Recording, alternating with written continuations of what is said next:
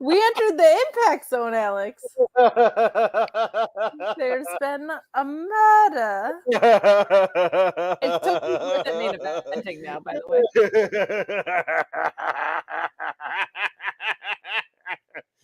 I'm hitting go live. We've been live. It's so funny, Kate. I didn't realize we were live. It's the funniest ending in the history of NXT. This is my Xavier Woods moment, listening to Big E talk about big meaty men slapping meat. This is it for me. It's pretty great. It's pretty great. Guys, we witnessed a murder. We're straight up in the impact zone. This was unplanned, by the way. We both wore Hawaiian shirts. R.I.P. Jimmy Buffett. R.I.P. Jimmy Buffett. And R.I.P. the guy from Smash Mouth, who's Steve something, whose name I don't recall. And also R.I.P. Von Wagner. And R.I.P. Von Wagner as well. It's the Fightful post NXT show. It's the Sour Grapes post show for September 5th. Guys, get in your super chats, get in your humper chats.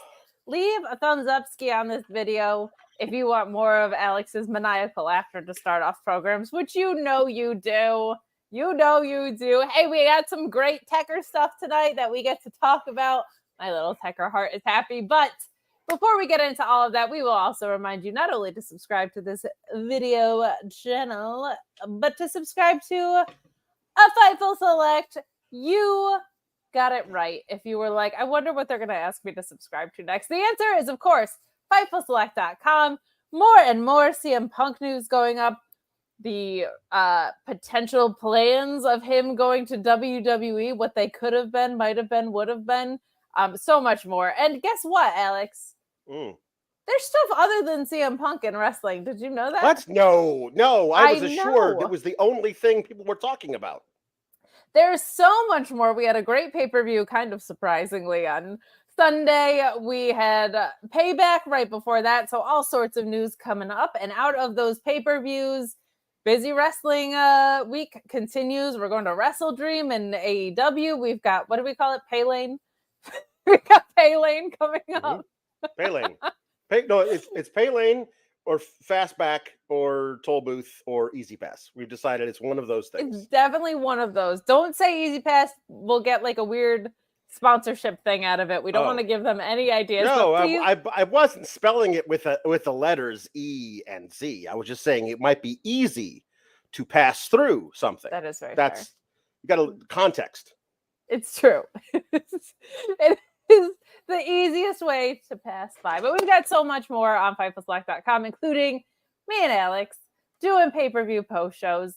We had it rocking and rolling all weekend. All the scoops, all the bonus podcasts you could want at FightfulSelect.com. Please head over there and support. Wrestling is for everyone. Fightful is for everyone. We're going to talk some NXT. Man, I think last week I said when it's good, it's great. And when it's bad, it's bad. And we got on both ends of the spectrum again tonight. Yes. So a special request from me to all of you for the jukebox this evening. Jimmy Buffett, Smash Mouth, Gary Wright, who did Dreamweaver, and another one that I can't remember. And all the Von Wagner songs that he released, because he's also dead. So it's funny because he's such a bad wrestler. Wait, no. He left Impact somehow tonight. That's what blows my mind. Is he somehow left Impact? When you leave Impact, you get murdered. This feels like a very Impact-y ending. It is. I was always planning on wearing this tonight since we got the news of Jimmy Buffett. I wasn't like a huge Buffett guy, but like my favorite. This is here.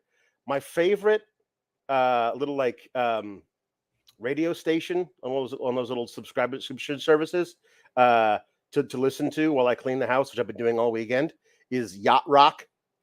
And so they were doing, so they were doing a tribute to Jimmy Buffett, all of Jimmy Buffett's things. By the way, he did not just do Margaritaville. He actually has a really great song called "Come Monday," which it's actually the Von Wagner song. His was "Become Tuesday." I was just gonna say "Come Tuesday." Yeah. I was just wearing this shirt for work. I wish I could claim that I was that poetic, but I just have this shirt and it's floral. Yeah, I bought this to wear at the luau we threw for my parents' 50th wedding anniversary in my backyard, because they normally go to Hawaii for their anniversary, but this year they came to my house and brought my brother, so the whole family was together, and so we threw a luau in my backyard, and I bought a shirt, and I was like, I'll never wear this again, except on a podcast celebrating the life of Jimmy Buffett and the death of Von Wagner. Get in your super chats and humper chats. JW Pringle starts us off with Alex and Kate, the dynamic duo of Kalex, are sour leaders. Papa Paul Elizabeth, the hero we all need. Sisters Jambeard, Alpha Bill, Meet Normus, Louise, Sour Tears Assemble. Much love to you, crazy kids. And your dad much goes love back. right back at you. Hi, Dad.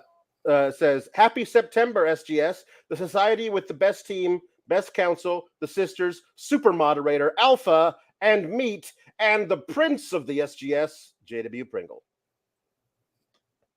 Good. That's very cool of my dad to say, but then I think it makes him a king if he's calling JW Pringle. Obviously, his son, a prince. Right. Hi, Dad. So here's for puns. Let's do like, I don't know, nautical or tropical, hanging out Jimmy on the beach Buffett-y. puns. Beach puns. Stuff you would see at the beach. See? We already got a couple. Because Let's Say the Photo says, all that glitters is gold dust. And Tom Valley says, a pirate looks at Kyrie. Sane. That's Jimmy Buffett song. I'm not gonna lie, I'm not like deep on my Jimmy Buffett catalog. He had some good ones. It's 5 o'clock somewhere, Margaritaville. I tapped out at about there. I'm not like. Well, your duty is to then like look up his greatest hits during the show. Wrestling with Movies says, somebody once told me to be wasting away in Margaritaville. R.I.P. legends. The years start coming and they don't stop coming. Ain't that the truth? That is. We did a whole thing about that last night on the Fightful Select show, where we decided to talk about how old we were. We need to address something here, Alex. You have been so mean to me for the past 24 hours. Yesterday on Select, I said I like this little segment with the Miz, and Alex said this is a top 5 worst segment in WWE Raw history. It's, in my opinion, and not objectively so, it's one I hated the most. So there you go. And then he was like, oh, in case I didn't make you like suck the fun out of the room with the Mrs. segment, I'm also going to make you feel so old by doing this little game survey at the end. It was fun. And it then was fun, today, though. we watched Von Wagner segments. And I was like, this is awful. And Alex has the nerve, nerve to be like, oh, well, after your little I love the Mrs. Raw segment, I thought you would have liked this. As if they are even on the same playing field. Listen, both segments featured a man speaking to a piece of furniture. I don't see how they're any different at all. One was a legitimate interview with John Cena. It was a heel maneuver. No, it wasn't. It was a man talking to a chair, and the other one was a man talking to a table. It's the same segment. I don't understand. I just don't get it. You are so mean. That's the most insulting. I think you like this Von Wagner segment might be the most insulting thing anyone's ever said to me, and I am a woman who is on the internet. Okay, I exist on the internet and wrestling.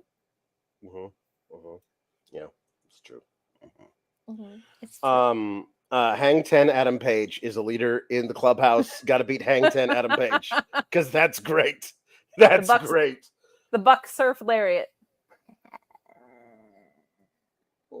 Hang 10 on a page. I'm just going to continue to being mean to you because I think that's the bit tonight. I'm going through it, okay? I don't need your BS. I got enough on my freaking plate, Alex. Uh-huh. Alexander Thomas Pulowski, whose middle name I just made up. No, Stanley. Is it really? Mm-hmm. Yeah. I'm going to make a bunch of Stanley references from The Office, so that's what you have to deal with the rest of your life that I'm in it. Sounds great. Why don't you go do a crossword puzzle, Alex Stanley? That's great. I also do love Pretzel Day, by the way. Well, I mean, it's a national. Every day is Pretzel Day because I'm an adult who can buy my own pretzels. It's true. So we started out the night with the NXT championship match, women's championship match. I was like, oh, right away, this does not speak well for the chances of Kiana James, just in case we thought there was going to be something crazy that happens here. The match lasted 6 minutes. But I will say, as soon as this was opening, I was like, all right, Becky's going to be involved in some way, because otherwise you would save this for the main event. If Becky shows up in any capacity, people might tune in. I did not think the answer was going to be, let's have Von Wagner and his death main event tonight, but it did. Yes. So it featured each of them playing heel at different times, but Tiffany's better at it, I guess, because she decides to try and use Kiana's bag against her, which of course we know is filled with cans of paint. Of course. And misses by throwing it at her, kicks out of her little, the 401k, I believe. Why don't you just call it 401KO? It's a fantastic name. It's right there. It's right there. It's right there. Yeah, but anyway. On a platter. It's just here. Oh, I didn't realize that you liked clever little humorous bits. I thought you just hated them. When they come from me, 401KO seems fun. When they come from me, they're great. See, that's the point. Like, this is the character that I play is an egomaniac. So therefore, if it's my idea, it's great. You're gonna be mean to me. I'm gonna tell you how much I loved everything you hate tonight. Fantastic. Let's go. I can be Joel Pearl. You think I can't be Joel Pearl? I can be Joel Pearl.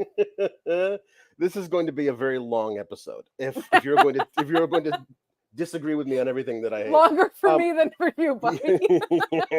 So Tiffany goes for the eyes, I believe, and then we get an eye poke in here. And then she does her the prettiest moonsault ever. Gets the victory. Again, 6 minutes. Like, I guess they had a lot of other things they needed to do tonight on NXT, including a bunch of ridiculous backstage segments. But I feel like Kiana James deserved more than 6 minutes. Like, it was fine for while it was going on, but it didn't. I don't know. It was weird. I would argue most title matches should be longer than 6 minutes, especially when it's I gotta say, NXT is much better about their ratio of men's to women's matches, so it's like less of a thing here. But a lot of times, like, that 6 minute match would be the only women's match on the card, right? But NXT is a lot better about that. Should have been. This is kind of like the situation that they booked themselves into, as in, like, you want Tiffany Stratton to come across feeling dominant and having convincing wins after they booked that, like, not convincing angle with Thea Hale, but at the same time, this opening the show kind of buries Kiana, and it didn't really do anything for the story with her and Gigi either, which I was hoping would kind of continue down the lane. The problem is that it didn't come across to me, at least, like a dominant win by the champion. She took a shortcut to poke her in the eyes to get the victory. And if she had done that after a really good back and forth match where it felt like, okay, at least I'm watching her wrestle. She won the title, and then, like, had her matches with Thea Hale, which again, she like tapped out visually, I believe, in both of them. So that's not exactly booking her to be strong. And then she has this little random Tuesday defense against Kiana James, wins it in 6 minutes by cheating. And now we're going to put her in a match versus Becky Lynch, because Becky Lynch comes on the screen in an obviously recorded sometime earlier thing from elsewhere, as though she was coming in on a live feed, which she was definitely not. Hey, congratulations on a little victory here. Did she also have one planned for if Kiana James won? It just is very odd. No, this is live. No, yes, exactly. Everything was live. She says, I'm going to come there next week. We're gonna have a match next week. Next week, not at the pay-per-view in less than a month. Next week. To me, that means well, people are saying, well, just put the title on Becky next week, and then have Tiffany flip it back. And honestly, I don't mind that at all. But I feel like they're probably going to do Tiffany cheats, or intentionally gets herself counted out, something like that, and they run it back at the pay-per-view, something like that. But I think I think it'd be great for Becky to get a run with the NXT Women's Championship. That'd be cool for her. It's the only one she hasn't won. Good. I do think it's far too early in the Tiffany Stratton reign that we all were expecting great things from, and it's been really lackluster through no fault of Tiffany's. The booking has been crap. So to take the title off of her and put it on Becky would be a really bad thing to me, unless she gets it right back from Becky. The thing that it's not necessarily Charlotte taking the title off of Rhea and ending all of Rhea's momentum, and then Charlotte losing it in a triple threat when Rhea is pinned by a third person, so Rhea never got her momentum back after losing the NXT title until she was called up. Like she actually dropped way down in people's perception because of that. So if you're gonna, Tiffany's very young. This is developmental. We shouldn't be doing this to people. We put the title on her to see how she behaves as champion. You should book her the best possible way to see how it works, as opposed to booking her like crap and then taking the title off of her. So we'll see how this is going to go. I could see them doing the hot potato situation just because they love their record book so much of late, especially. So to have Becky have been an NXT champion, even if it's just for 1 or 2 weeks, and then have Tiffany win it back at the pay-per-view also gives Tiffany a huge win at a pay-per-view, right? She beats Becky Lynch at a pay-per-view is a really big deal and a feather in the cap of Tiffany Stratton.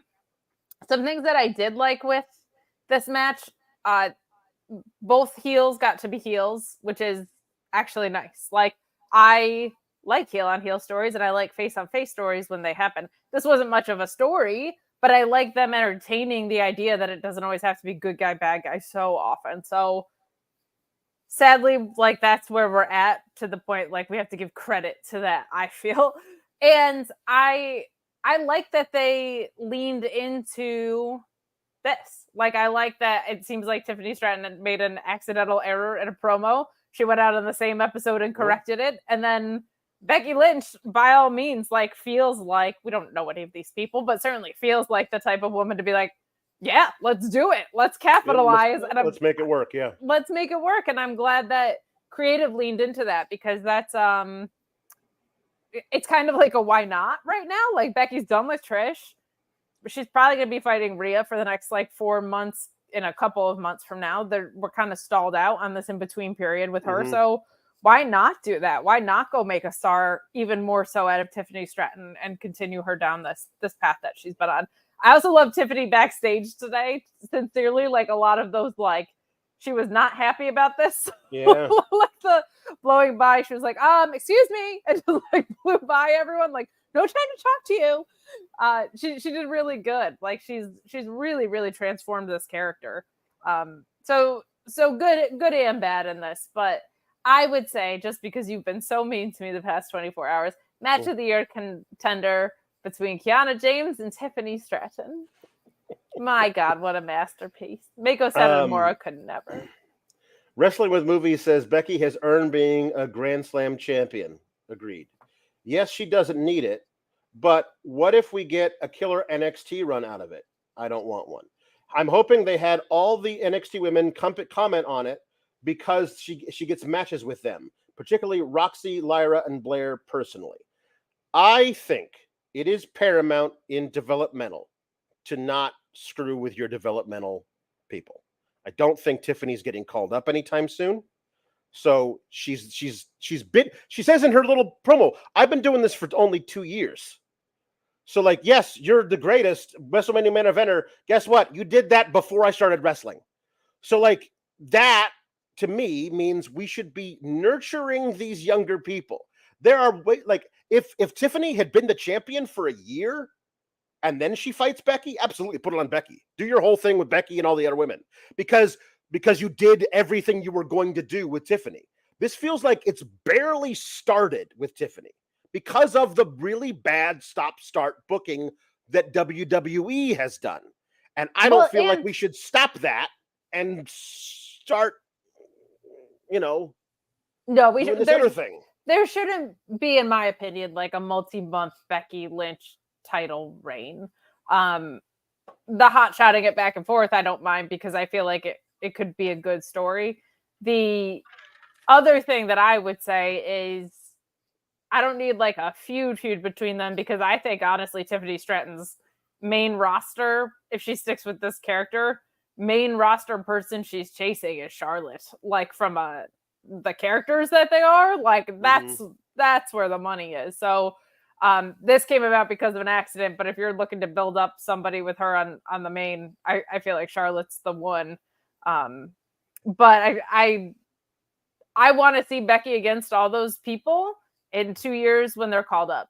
Like I don't think this is the move. And also, like I will say the talent that they've sent down, they haven't hot-shotted and put titles on. Like no. It's not Baron Corbin as champion. It's not Dijak as champion. And I think that's good. I think that's healthier for the up-and-coming talent that you have. Yep.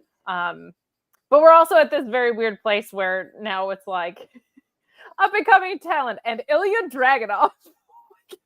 What am I watching? Yeah, in kind of like a delightful way. It's true. There's a bunch of people that are beyond ready to be on the main roster, and some that still need to get their sea legs under them. Sure. Like it's absolutely true. So there's different things that way.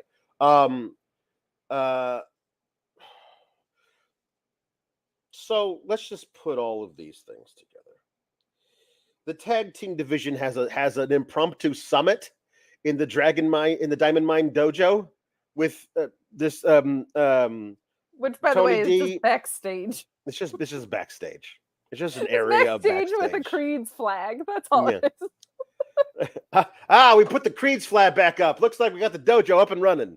Just turn that camera around so I can see catering from where you are. It's in the same room. It was also Malcolm Bivens' office when Malcolm Bivens was around, and also where they had like one of those. Yeah. Heavies. So the Tony D and Stacks are there. Like, hey, welcome back. Yeah, it's nice to see you. One of the titles you're gonna have to come through. And then everybody else shows up. I mean, everybody else except for Gallus, I guess. But all the tag teams show up, like Idris and Ofei and Malik Blade show up and like, man, while you guys have been gone, pretending to go to Fiji, we've been doing work on Level Up. Yeah. When was the last time we saw Malik Blade and Idris and Ofei wrestle a match? It certainly wasn't since the Creeds lost that last loser leaves town match. It's very odd that they would have them say that. But that Bronco and Lucian show up with Reggie, who says, because he's talking also to like Hank and Tank. And he's like, it's funny that you guys think that your uncommon bond is, and you simply because you're actually brothers means you're closer than these guys I met last week. I mean, they come from the streets, which is a little something that I know all about because I am a sommelier from Cirque du Soleil. And I understand that now his character he came from the streets, but if you look at the legacy of Reginald to Reggie, he's an acrobat. Well, who and he likes was wine. also like a voice modulated hacker for 20 that's minutes. true. That's true. So, and he used to be on our show. Yeah. He did. It was a crazy time.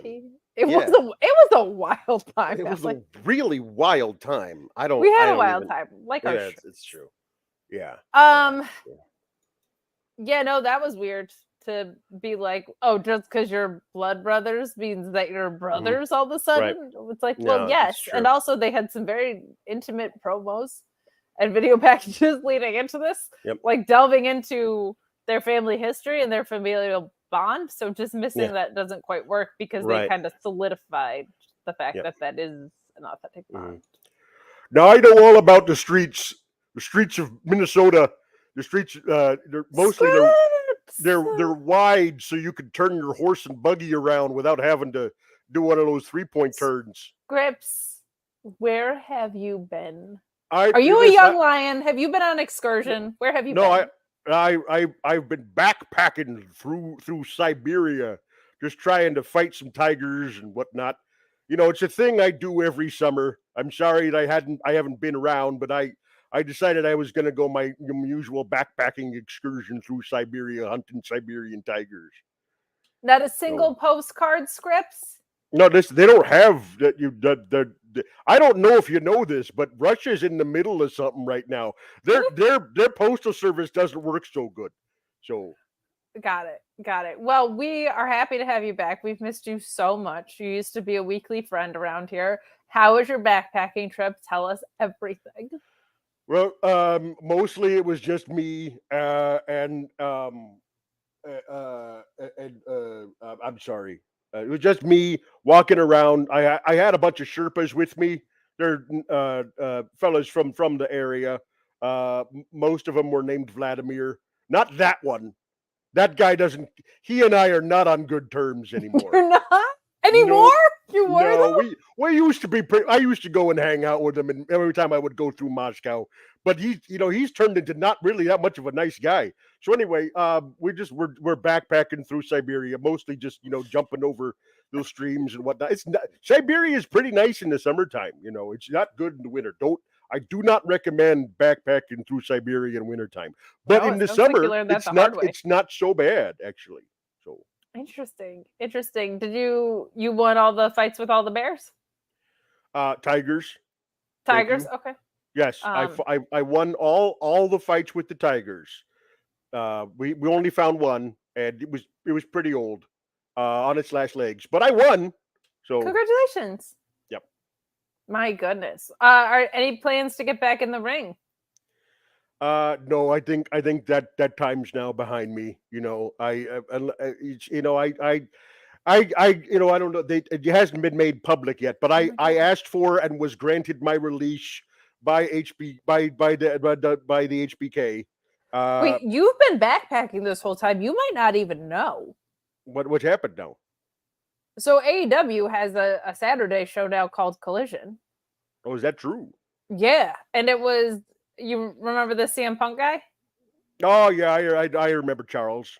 He was kind of holding it down, but he's now released. Oh, so they might be looking for someone to anchor the show. I can't think of a single better. Yeah. Some people are saying Edge, but I'm like, okay, sure, Edge. He's fine. He's serviceable. Right? I don't know if I like that guy. He's a little edgy for me. See, you still got it. I'm just saying.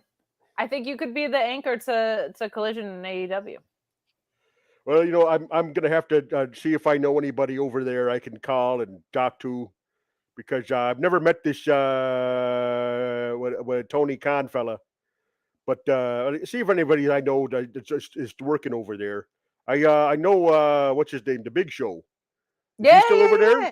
He I is. should talk- Him and I Mark should- Henry. Mm-hmm. Oh, okay. Well, I know those fellas. Maybe I'll give them a jingle jangle and see what they're up to. Maybe I could come in and fill in some time over there on the AWs.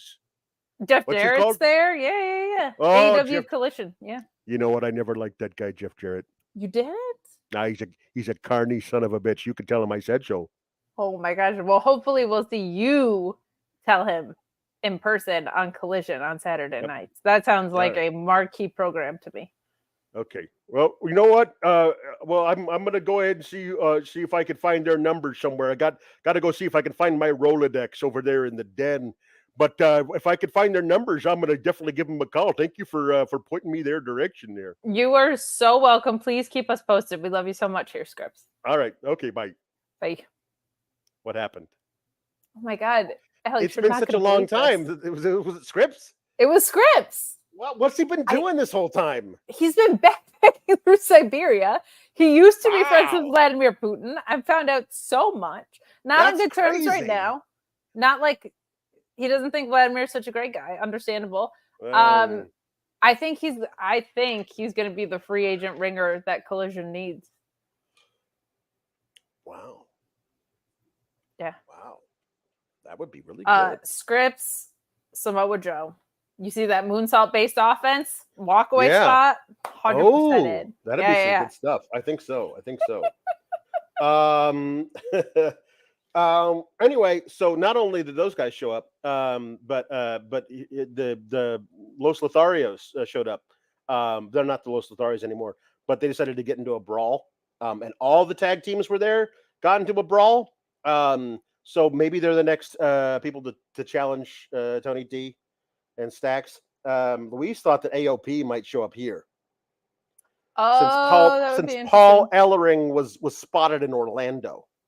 Oh, interesting. Okay. I mean, he might have just been going to see the sights. I hear there's a lot of touristy things you can do in Orlando. I'm sure. Yeah, he was a big Disney guy, Paul Ellering. Mm-hmm, yeah. But yeah, this is the reinvented Los Lotharios is good. Yeah, looking forward to that. I thought that was good because they were they basically led into the mob part of it. I felt we got business. I think so. Good stuff. Yep. Authors of Pain, as opposed to the Caucasians of Pain. Yeah, Authors of Plain, which were the lumbering sacks of flour. They started as white bread and they grew so much. They grew so much. Julius especially. Mm-hmm. My God. Wag says, so I think this stream should be called Survivor Shirt Series or All In Flower Shirts. LOL. I'm in. Mm-hmm. I'm all in.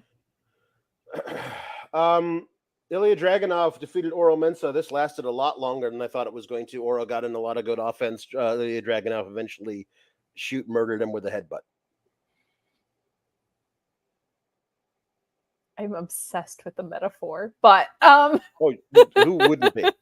Who wouldn't be at this point? Honestly, this was.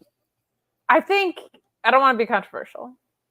I think Ilja Dragunov's pretty good at wrestling. No, he's very good at it. Actually, it would seem as that's the case. Those chain suplexes in the middle of this, I was like, they're just so good. He's so explosive, and everything is so crisp.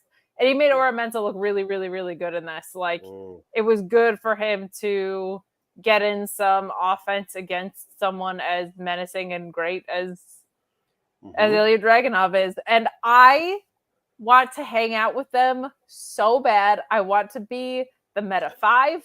I want my cool winter outfits. They're so cool and fun, and I love them. And I want to hang out with Noam Dar, and I want him to do my hair into little poofy things. And I want to be in the metaphor. They're great. They're the best. Afterwards, Wesley just walks to the ring and goes hey, you're great and everything, but you got to get in line because I'm going to be the next one to face Carmelo. Normally, I would just do this in the back, but apparently I'm just going to do this now. It was very odd that it was good that he brought it up, but also there was no reason for him not to do it in the back, because he walked to the ring and said, "Hey, cool. Hey, nice win. You're second in line behind me, but don't worry. After I beat Melo, you get the first title shot. Okay, nice talk." And he leaves. Like, he didn't think Ilja Dragunov was going to say something back to him. But Ilja cuts a great promo about how I will stomp on anyone who gets in my way. It was some good stuff. And then Carmelo comes out and he's like, so here's the thing, Kate. I realized this after last week, but it took me, I finally figured it out. The thing that I wanted them to do with Carmelo and Bron Breakker, he was doing with Ilja Dragunov. Like, I only won that match because basically Trick hit him with the belt. Now, Ilja hit the belt, but Trick was holding it. And I feel like I have something to prove, so I've got to face him again. That was what they were doing last week. And he's starting to he's doubting himself for the first time, realizing that maybe he shouldn't be the champion. All the stuff I wanted them to do with the story of Carmelo and Bron, they were doing with Carmelo and Dragunov, except for it's much worse because Trick didn't intentionally cheat to win the match for him. So that's not actually the good story. But this week, they just had him come out and go, yeah, anyway, all of that self-doubt last week, that's for babies. Self-doubt? Who's that for? People who think about themselves? No, not that. No, I decided I was going to talk to HBK, and HBK told me that just like him, nothing is my fault. So you took a risk, and I took advantage. And Wesley, you took a risk, and I took advantage. And that is how my entire reign is going to go, and I'm okay with that. So the two of you fight each other, and then the winner will get to face me at No Mercy in Bakersfield. This feels very much like double count out. There's a draw, double pin, something, so we get a triple threat out of it. I have no problem with either one of these guys winning this match and then going on to face Melo one-on-one, but it does feel very much like we're going to take a very roundabout way to get to the triple threat we could have just announced in this segment. I'm fine with having an extra match between Wesley and Dragunov, though. Yeah, I was going to say the work right there kind of justifies the memes for me, where I'm okay with it. I will say it is very similar to what they should have done with Bron and Carmelo. I don't hate it because it's still a compromised win, even though it was unintentional. So he should want to, as a face, win the right way. The reason it would have been so great with Bron and Carmelo was a double turn happened there, right? Like that's to me, like, not only was it on the biggest pay-per-view that they have, but we were getting this double turn moment. And so for that device to be used as a clarifying device between who's a good guy and who's a bad guy, like it's sitting right in front of you, is so frustrating. But don't mind it being used here. I like that Dragunov also is pissed about it, because it almost feels like he wanted to lose or win in the right way too. Right. Like, yeah. I like that piece of it, of him. It's not just that he's pissed he's lost. He has pride in how he goes about his matches. Like, it's something that very much comes through in all of these, and I really like it. I'm not going to complain about that triple threat. Are you kidding? Give it to me. Yeah, if we get the triple threat, that's fine. We're getting Wesley versus Ilja Dragunov. If that goes to a clean finish, and one of those guys faces Carmelo, that'll be good too. There's really no ways this can go bad. But it which does, means Dominic Mysterio is entering the picture next week. It's true.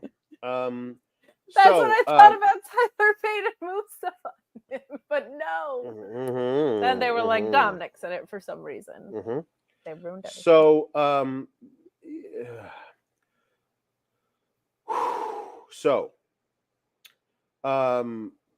The Global Heritage Invitational Tournament. For those of you who don't watch Level Up or know it exists or pay attention to results from it or know it exists, they're just doing matches from this tournament there. They did one last week, which was Tozawa versus Duke Hudson. Duke Hudson won. They didn't show footage of it. They didn't even show 7 or 8 seconds of highlights. They're doing a tournament to crown the next challenger for the Heritage Cup, and they're running some of the matches on Level Up, a show that literally nobody watches. And they're not even. It's like it's on from this time period, and if you miss it, you are screwed. It's so true. It's on right after SmackDown. You can watch it live on Peacock.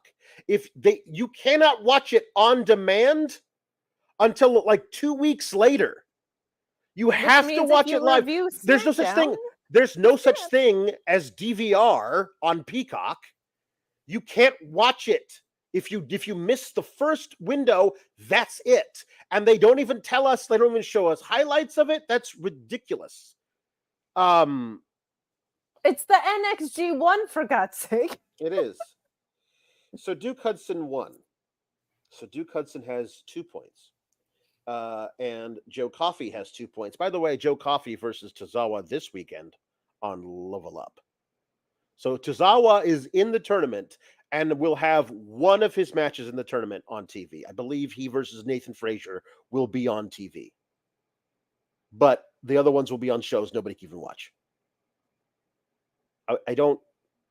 The weird thing is, too, this is all work rate stuff. This is all good. It's good wrestling. So find a way to make room for it.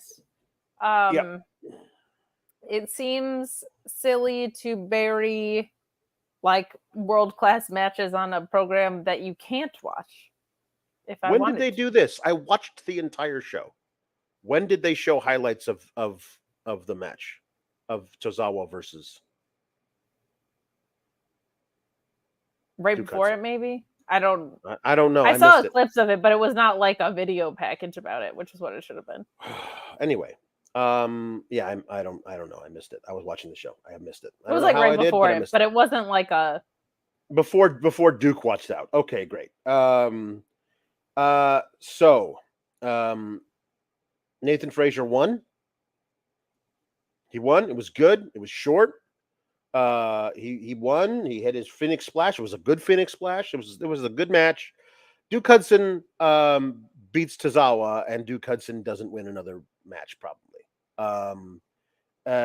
Because he can't.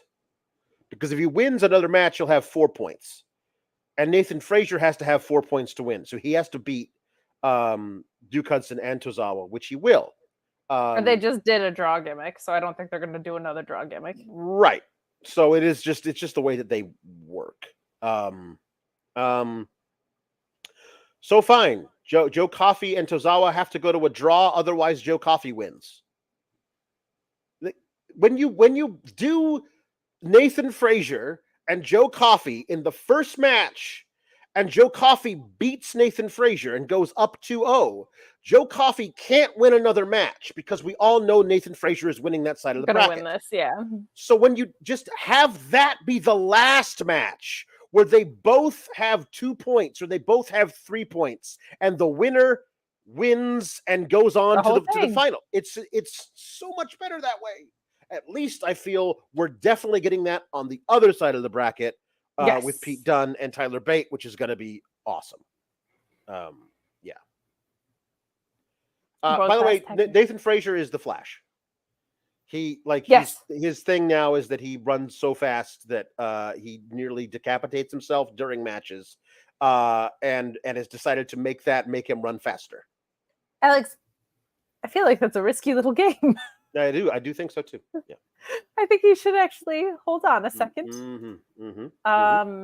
But this was good. I feel like I'm kind of waiting for some Chase University nonsense to escalate from this, but maybe it won't. Like maybe he's just there to eat a couple pins in this tournament, and that's fine. That's not the worst.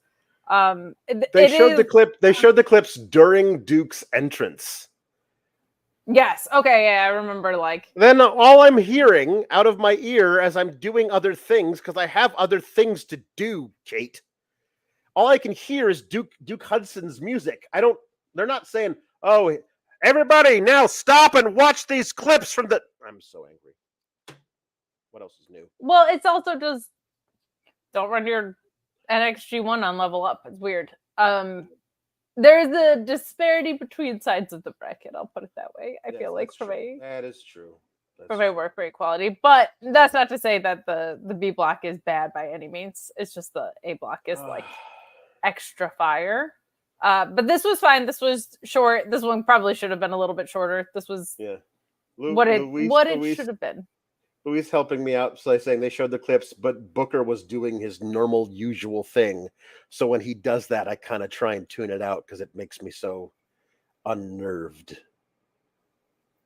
This is what you were busy with. That's probably what I was getting mean to me. So I don't know how far away from the ring the women's locker room is, but Kiana James took 55 minutes to walk there. She had to stop in Gorilla on the way out. She ran into some friends. She ran to the paint store real quick to get more paint for her purse. Came back. True. Yes. She lost her match in 6 minutes. And at the top of the next hour, Roxy and Lara Valkyria kind of like choosing who they think is going to win this Dragon Lee versus Mustafa Ali match. And in comes Kiana James, and she like throws her towel down because she's so pissed she just lost her match. And I was like, how labyrinthine is this? Are the tunnels underneath the Performance Center? How did it take you that long, and why are you still pissed 55 minutes later? I mean, maybe she was like, let me take this shortcut through the parking lot, and then she would have had to fight off 6 attackers. Oh, that's true. That's mostly I'm more impressed by her tenacity of being angry that she lost this much later. Yes, that is somebody who knows how to. She takes her job seriously. Yeah, it's true. Anyway, so her and Roxanne decide to brawl some more. So felt very Crimea River, I'll say. It felt very very CM Punk. Alpha Bill says the catering table had those small sandwiches that she likes, but she always gets eaten first, so she finally got her chance. There we go. Yeah. So Dominic is somehow there by himself, which has never happened before. And the idea that he'd be there by himself and everybody wants to kick his ass and nobody would take advantage of this opportunity to just kick his ass when nobody can help him makes me very angry. I thought I knew you guys. I thought I knew that you were on my side here. Yeah, it's true. So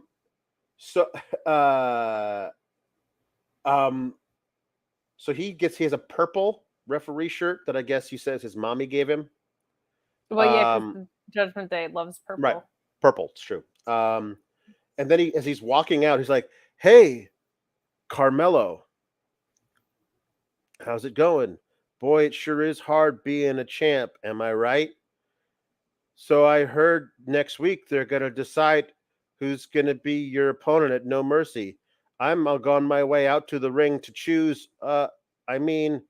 See who's gonna be my opponent. Bye." How is he this bad at this? It's impressive, honestly. But in a world of no subtlety, Dominic leaves no subtlety even more. I will say he did better with the refereeing part than I thought he would, because that's actually a tricky little game. Like, people underestimate how difficult refereeing is in general, and guest refereeing when you're supposed to be showing but not blatantly showing bias. He did a lot better than I thought he was at that. But yeah, he's not a good promo, Alex. Not even a little. Yeah. So Mustafa Ali and Dragon Lee was awesome, and Dominic, I guess to his credit, although it made no sense, just refereed a regular old match. Like, just refereed it like a regular referee would. Like he counted. Well, he fast counted the end.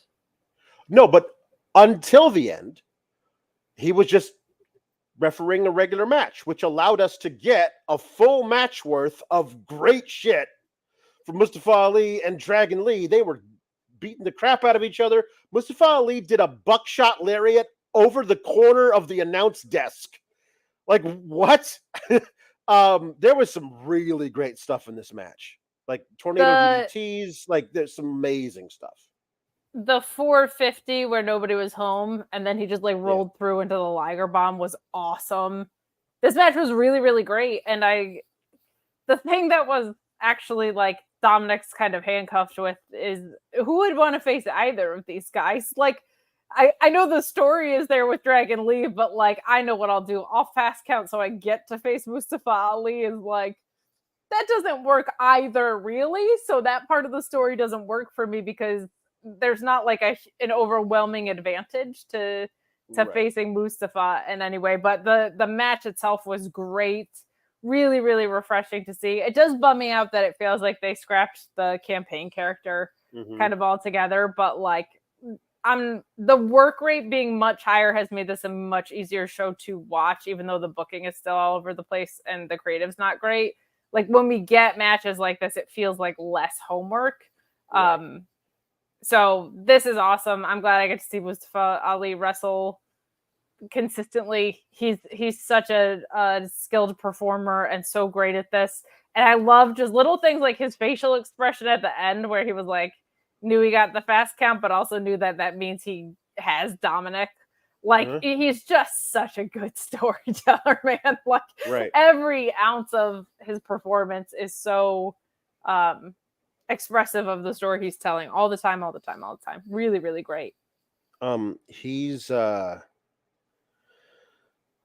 so there were many, many times that Mustafa Ali attempted to pin Dragon Lee before the fast count one.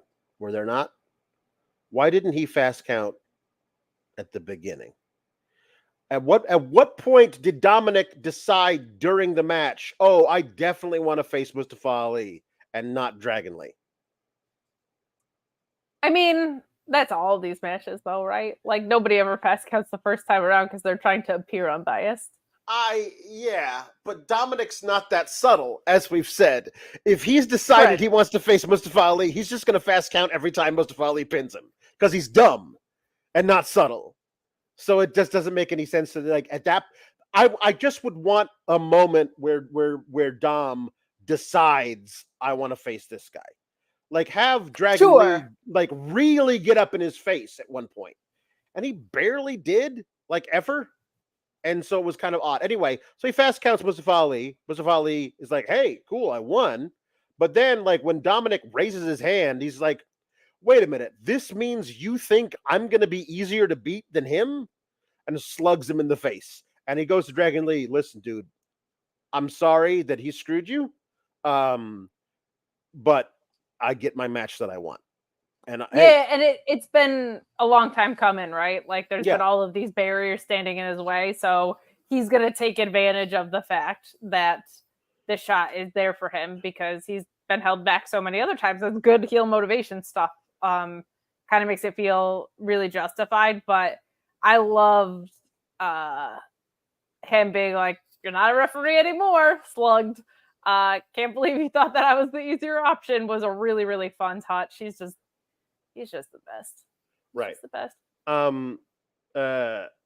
So Luis thinks it happened when they started arguing in Spanish, where I think Lee called him to count faster, pendejo, or something like that. The audio was not great. It was not great. But Mustafa Ali versus Dominic. The thing is, like, Dominic choosing to face Mustafa Ali and Mustafa Ali never getting a one-on-one match with Dominic ever. To me, both of those things should obviously add up to Mustafa Ali getting the pinfall and winning because Dominic's hubris and Dominic's cowardice both coming back to bite him. But it's WWE, and so I fully expect. Well, it's also Dominic Judgment Day, so isn't Damian Priest going to do some shit like probably right? Like that's my thing. I feel like Mustafa character-wise is extremely clever. So if there's anybody that's going to ward off the shenanigans, him being the guy to do it would be great. I'm also just really want him to be the champion of Dominic. So there's that piece of it. But this is at least like feels like some sort of progress, because I feel like the bigger story is with Dragon Lee. So maybe Mustafa does win it. Like maybe Dragon Lee cost Dominic or something like that. Like I think that's where they're going to try and pivot back to. So I'll take that. Just got here. What are the puns? I love you guys. Beach puns in honor of Yeah. Jimmy Buffett. Beach puns. Or Smash Mouth puns. Whatever floats your boat. Yeah, whatever mouths you want to smash. All-star puns, I guess. Whatever mouths you want to smash, yeah. But this was the match was so good. And I mean, I at least feel like it's back to making wrestling sense again. Like I'm never going to be it on Dominic, but like this is back to making wrestling sense. I also just hate special guest referees. It goes like of things I hate in wrestling. It's like lumberjacks, special guest referees. You would never have a special guest umpire calling a baseball game. Like I just hate it because it's like it's an obvious. This one was actually a little bit more fair than most of them, but because it's always such an obvious ploy, I'm like, oh brother. But like this, I'm glad that we got a real match and it wasn't just shenanigans, especially because they did the special guest referee bullshit with the Tyler Bate and Mustafa Ali angle. Like we just did that. Like I'm so sick of these tired playbooks. So So I'm glad they didn't go too far to the well. Dragunov getting dressed, confronting Trick, and being like, "Hey, I remember you're more than an entertainer. You're getting really good at this. However, you should stop lying to your friend that you think that he can beat me." This was so good.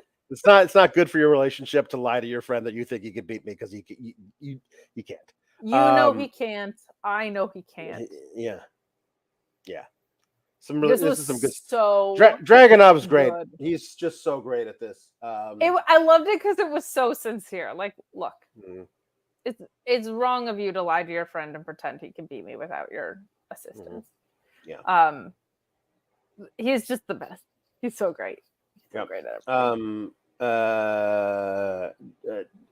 Tyler Bate got his revenge on Dabba-Kato. What a ridiculous storyline.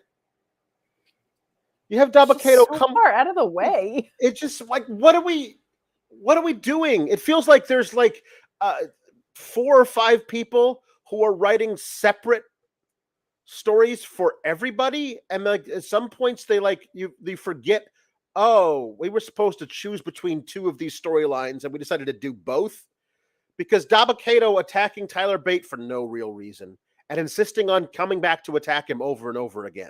At the same time, Tyler Bate is supposed to be starting this tournament that he's in for a different thing entirely. They're not related in any way. It's not like Dabba-Kato wants a spot in the tournament and he's going to take out Tyler Bate to get it. They don't relate in any way. So Tyler Bate gets his match versus Dabba-Kato and beats Dabba-Kato fairly easily for a guy half of Dabba-Kato's size. As he should. Tyler Bate's an amazing wrestler and should beat anybody, no matter who he's facing, 9 times out of 10. Are you telling me you don't think Dabba-Kato versus Nathan Frazier is a 7-star Tokyo Dome classic? I don't. I think they should give it a 60-minute Broadway. I think there was a missed opportunity. No, this is the right call. Why the hell did this happen? This was so weird. Why did it need to happen? I mean, it needed to happen so you can get rid of Dabba-Kato before Tyler Bate goes and possibly wins this tournament. You need to get rid of that part of the story, but the story should never have started. And now, what are you supposed to do with Dabba-Kato? Because Dabba-Kato, his entire thing is he got one over on Apollo Crews, finishing up a storyline from the main roster from the year prior. And then he lost a feud against Scripps and Axiom, who then decided to hate each other after they beat him together. And then he picked a fight with a dude half his size, Tyler Bate, and lost that. You now no longer get to go, Dabba-Kato, what a force, the power. Everyone's so scared of Dabba-Kato because he picks fights with guys half his size and loses routinely. That is not the way you book a giant who is on your roster. It's just not. You have them get murdered, obviously. I guess he looks strong in comparison to other big men on the roster because he is simply alive at the end of this episode. But I will say, this is, you always say, like, what an unforced error. This is that. Like, they just didn't need to book this. They didn't need to go out of their way to book any of this. Tyler Bate did the best he could, I guess, with this and trying to make him look good. But it was a pretty handed win. So if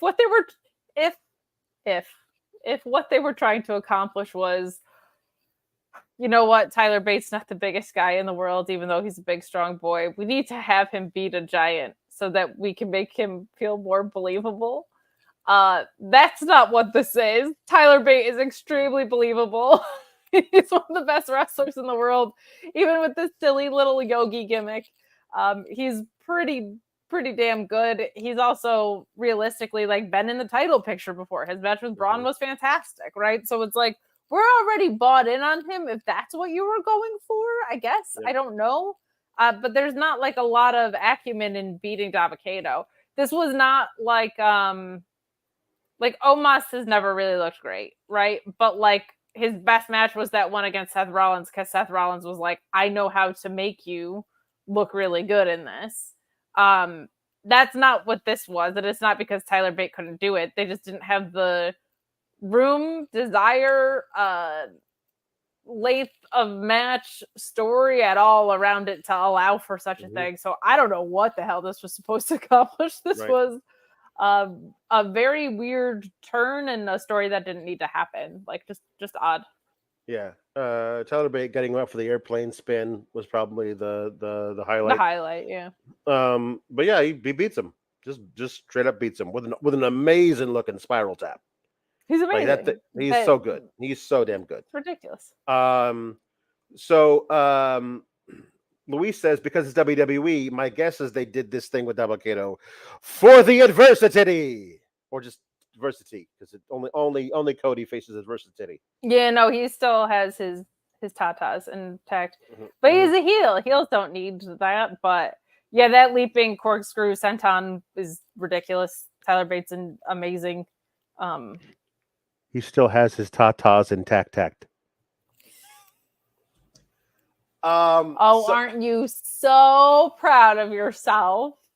I am.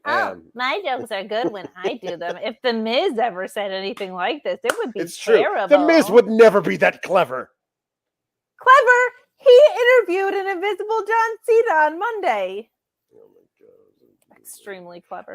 This is the fight that we're both going to bring up like 5 years from now on a podcast. Yeah, it is. It's the one. 5 years from now and every other week before. I'll fight you to the death on this. So they interviewed Baron Corbin, who, like everybody else, does not give a damn about Von Wagner versus Bron Breakker.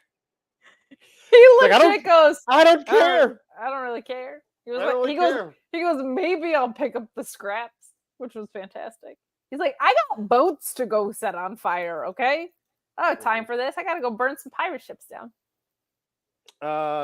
So he says he's going to pick up the scraps from whatever happens between Wagner and Bron Breakker. Well, I guess we'll find out what that is. One of them's dead, so that's a pretty big scrap. Ian Riccaboni's in the chat again. Hi, Ian. Catchpoint has decided to confront Miles Bourne and be like, "You're not ready to have a spot. You think we wouldn't find out? Did you think that we don't follow NXT Anonymous on Twitter /X? Because we totally do. And we saw that video.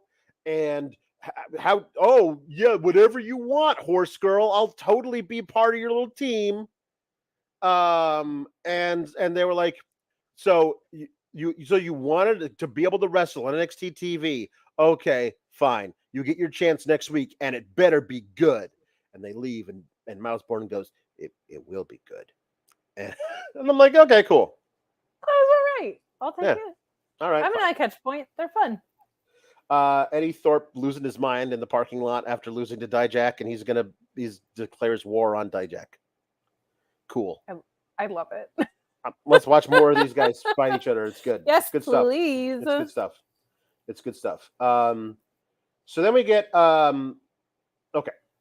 So because my brain is broken, correct. I can't get over the fact that because of the stupid Dabba-Kato thing that was supposed to happen last week but couldn't happen last week, so it had to happen this week. And maybe because of travel for Pete Dunne / Butch, because he's probably got to go and do main roster things. Maybe he's not going to be around, and they couldn't put it off. So Pete Dunne has 4 points in Group A. He won last week against Charlie Dempsey. He won tonight against Axiom. It's a great match. We're going to talk more about the match. But Tyler Bate hasn't had a single match in the tournament and can't until next week. And he has to fight 2 guys. So he's got to fight one next week and one the next week. So 2 weeks off. And then finally he's going to face Pete Dunne. But Pete Dunne is up 4-0. And we know Tyler Bate has to win the next 2. My brain. Didn't it go to a draw tonight? No, there was that. Sorry, you're right. Right. It wasn't a win. It was a phenomenal match. It was a draw. So he's up 3-0. So Tyler Bates got to at least do 3 points over the next 2 matches to face Pete Dunne in the last match to then move on. Okay. I just wanted everything to be perfect, Kate. And when it doesn't happen, my brain that is broken starts glitching. And it means I can't enjoy things the way I want to. This match was amazing, but I was like, it should happen when Tyler Bate already has a win. And why doesn't it? Because my brain is broken and I can't. Alex, get it together. I know. I can't do it. This was great. And they were like, listen, Dominic is going to be actively involved in the outcome of a match. We're going to give you something to balance that out. And I respect and appreciate that. Okay. You're right. But yeah, I know. Sometimes you just got to take the Jimmy Buffett attitude about it, Alex. It's true. Sometimes you just need to go to Margaritaville while you're watching her wrestling. Okay. Some people claim that there's an HBK to blame. All right. Wasting away again in NXT-ville. Searching for my NXT1. Mm-hmm. Some people claim that there's Shawn Michaels to blame, and they're right. Yes, that is correct. And they're right. It's absolutely, that's true. Yeah. All his fault. This match was so good. It was so great. The only thing I would say is they needed to time it better so Axiom didn't kick out of the bitter end. Because nobody kicks out of the bitter end. Like that Walter did it, and that's about it. That's it, and he did it for a very specific reason at a very specific moment. Mm-hmm. Oh my God, my Alex, 2023 is the year of the Techers. Okay, the Techer Renaissance. I am here for it. Can we call him Pete Dunne? Come on, let's drop Butch. Let's have this guy back. Them reversing the cross faces was so good, and Axiom going for the triangle choke, and then Butch escaping it and snapping the German suplex. This was so good. And I love when, I talked about this on Thursday because we got Zack Sabre Jr. and Metalik. When you have someone that is like an athletic million miles an hour guy, Metalik's a little bit not as insane as some of your luchadors, but aside, we got a Cruiserweight Classic rematch. It's great. Right. When you have a guy like Axiom in the ring with someone like Tyler or like Pete Dunne, Butch, like what that does to control the pacing of matches is so unbelievable. Like that is such an underrated part of the technical style of wrestling. I feel like that goes like untalked about because most people are normal and don't talk about technical wrestling as much as I do. But what it does, like with lucha specifically, or like guys like Axiom, like my bigger complaint with those is sometimes they're like a million miles an hour and things start to get superfluous when you run into a guy who is just trying to break your fingers all the time. Like it just adds so much to the structure of a match, of the up and down of it. Like the emotional investment for me is something completely different than you get with any other style of wrestling, when you have these two styles combining, because you have all of like the speed and the quickness that someone like Axiom can give. But then you have Pete Dunne being able to just stop it. And usually it's with something that's going to be a painful submission too. So it's not like the match stops and feels slow. It's like the match just switched gears to a different gear. Right. It's so great when we get to see that, and we got to see that tonight. I absolutely love this. This warmed my little Tecker heart. So great. So great. Match of the tournament for me so far, I think. Just like really good stuff. This is so much fun to see Pete Dunne acting like this again. Please don't make him look like Scrappy Doo on the main roster again. Please. I've been so good this year, Santa. I've been so good this year, Wrestling Santa. Please just give me Pete Dunne back. I miss him so much. This is great. The only thing that I would slightly change because it has. Listen. This has to come down to Tyler Bate versus Pete Dunne in the last match of the round robin to win this group. It has to.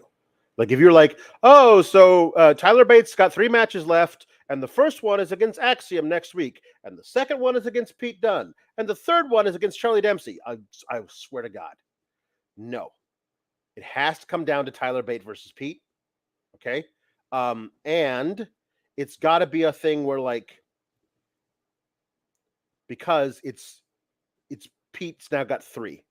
He doesn't have any more matches until he faces Tyler Bate. So it could either be 3-3 or 3-4.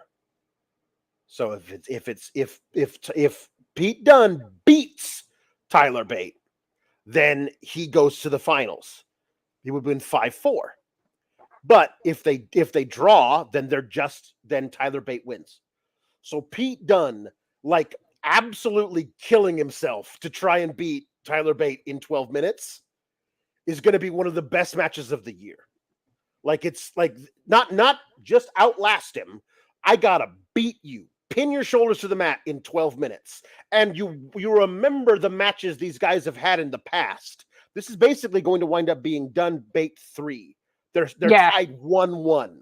And that the second one was years ago at like Backlash or something. Like it was years and years ago. Yeah, it was a really long time ago. That take over Chicago. That long time ago. So both of these dudes have had FTR was still around. That's how long ago it was. long matches. And the idea that this one can only be 12 minutes.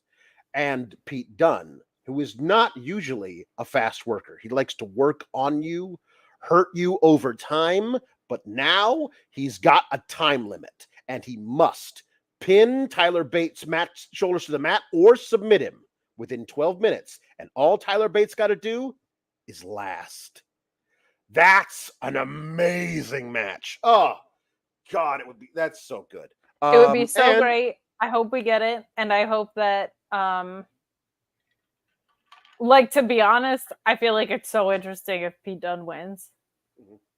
But I think Tyler Bate wins, obviously.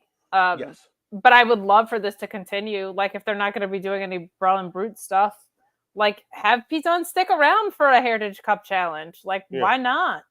Or maybe it'll make, like, the Cruiserweight Classic. One of them will go sign in New Japan, and TJ Perkins will come in. Yeah. Here's the full story here.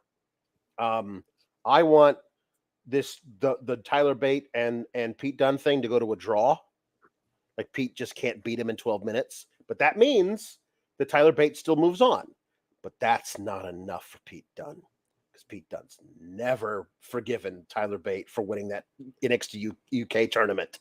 So he just is obsessed with beating Tyler Bate and keeps coming back every couple of months to ruin Tyler Bate's life until Tyler Bate gives him a rematch with no time limit. And then they go like 40 minutes. Like, just do things for me.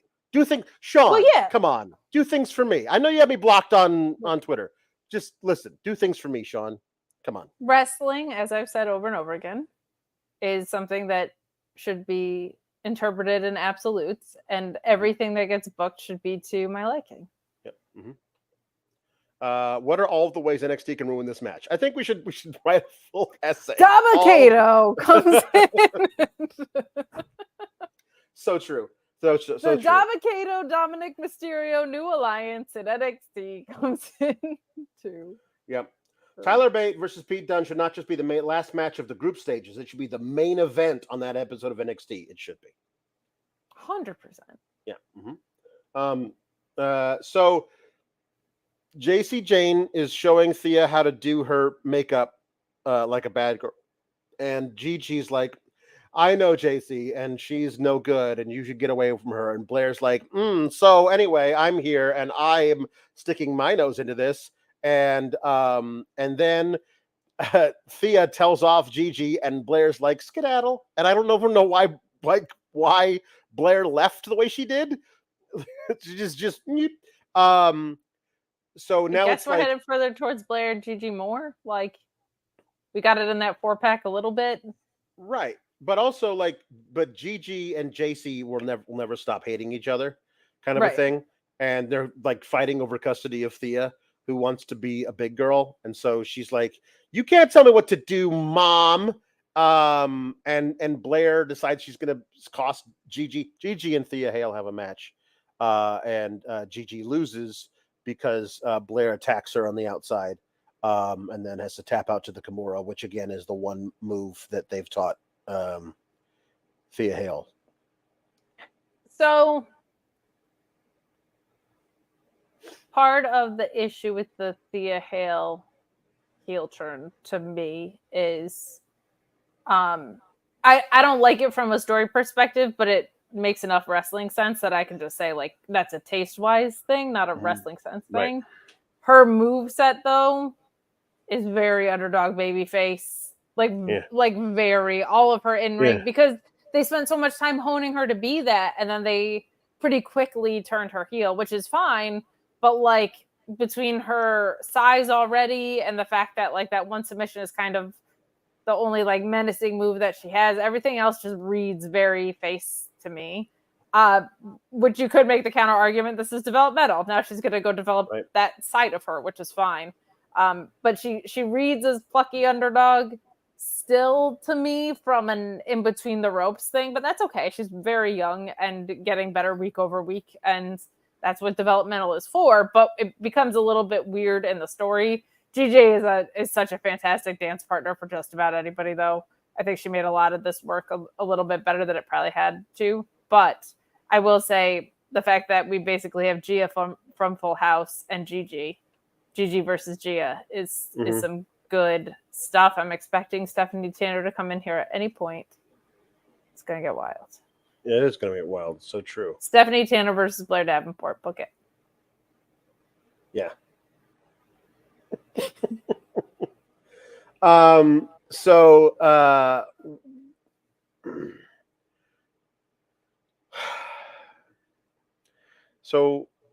Kalani and Lyra are just talking backstage, and then Dana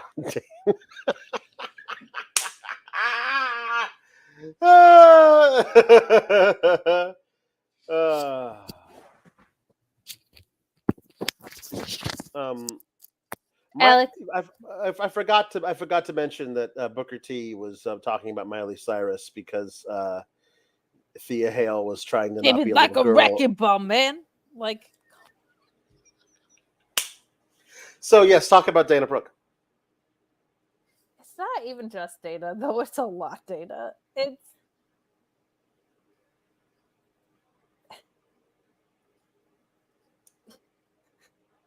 you can't do a teacher coach angle when the student has more wins than the teacher. That's hard to do. It's just about impossible. And they're not facing each other. So if I won some matches and my mentor was like, you should change who you are, and I'm like, they have less wins than me, I would never listen to a word they said about changing who I was when the thing that I was doing was fundamentally working, because I was actually getting wins and my mentor wasn't. And then it's also like Dana Brooke is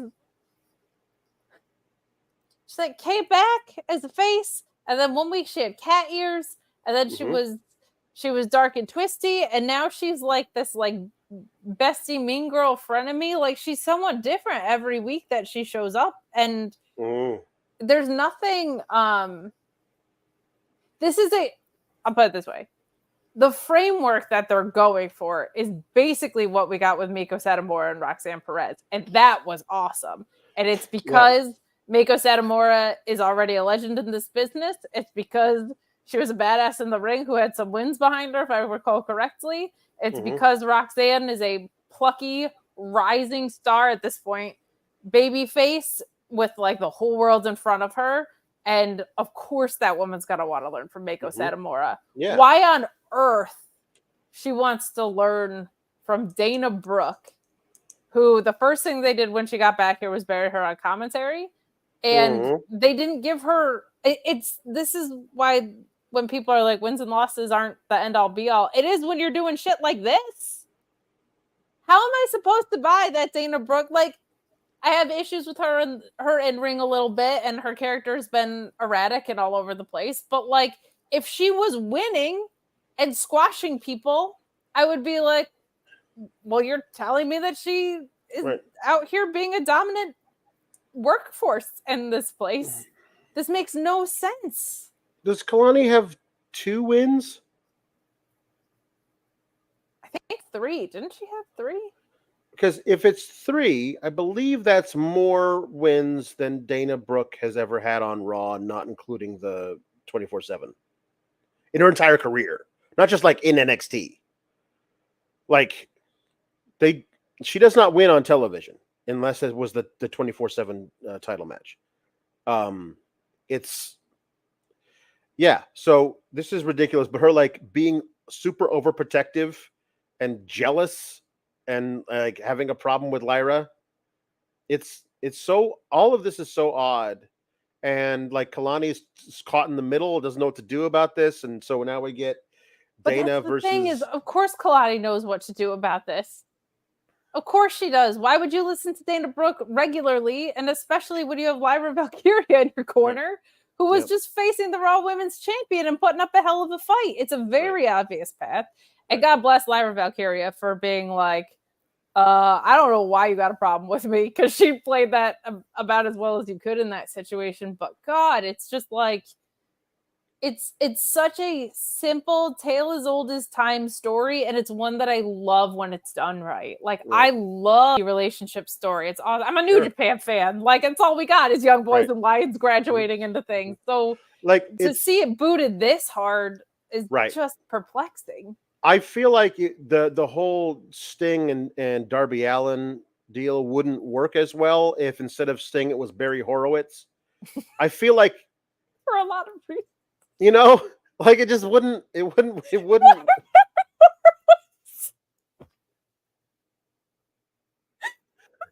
You know. I mean, it does. Like that's basically what we have here. Barry Horowitz. So the same music still hits, and the snow comes down for Barry Horowitz and his mullet. I'm in.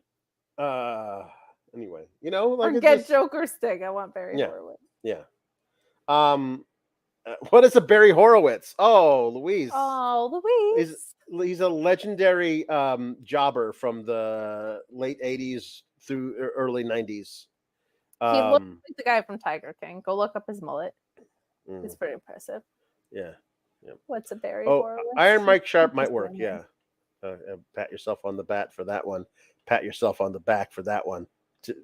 Great minds think alike. Ace Shock and Electric Mayhem. Pat yourself on the Raquel Rodriguez for that one. Does your savagery have no ends, Pulowski? It doesn't. I am a savage. No, it doesn't. He says really, really mean things in a 24-hour period. Like, I do. Hey, here's a test to find out how old you are, Kate. You're washed. Also, your sense of humor is one that carries no class or wit or charm. Basically what I was told in the past 24 hours. So Von Wagner was giving a monologue. Hey, since you came into Since you came into my life there, everything's been great. I love you so much. And it's going to be so hard to say goodbye to you, but listen, it's something that's got to happen. So, anyway, I'm talking to a table there, and the reason I got to say goodbye, is because I'm going to put Bron Breakker through you.